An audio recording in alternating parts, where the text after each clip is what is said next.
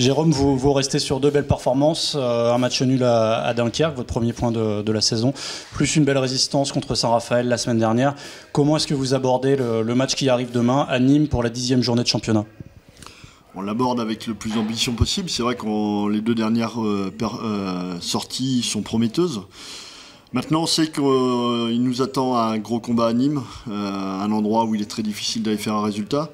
Mais on se doit de surfer sur ce qu'on a entrevu dernièrement pour essayer d'aller chercher un résultat. Est-ce que vous pouvez nous parler de cette équipe de Nîmes, une équipe accrocheuse ? Une équipe accrocheuse qui va très très vite vers l'avant. C'est, il me semble, son 3e équipe au niveau attaque.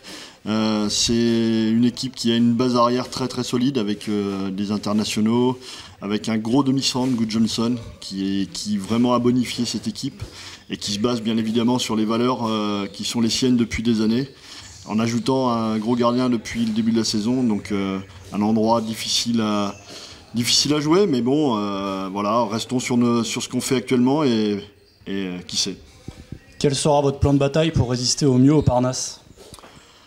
Notre plan de bataille, ça va être déjà d'être le plus propre possible en attaque placée. Si on veut éviter les contres de Nîmes, il va falloir qu'on soit performant au niveau de l'attaque placée, éviter les pertes de balles, être efficace dans le duel tireur-gardien, assurer le repli défensif. Et j'ai envie de dire, si vraiment on peut aller chercher un résultat, ce sera à l'évidence qu'on aura fait encore un gros match défensif et à nous de profiter aussi de notre côté du jeu sur le grand espace.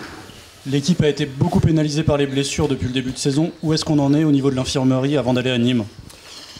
Mais écoutez, à ce jour, ça y est, on a récupéré la totalité des joueurs. Donc il me reste une séance pour choisir les 14 qui iront à Nîmes. Donc c'est une bonne nouvelle. Merci.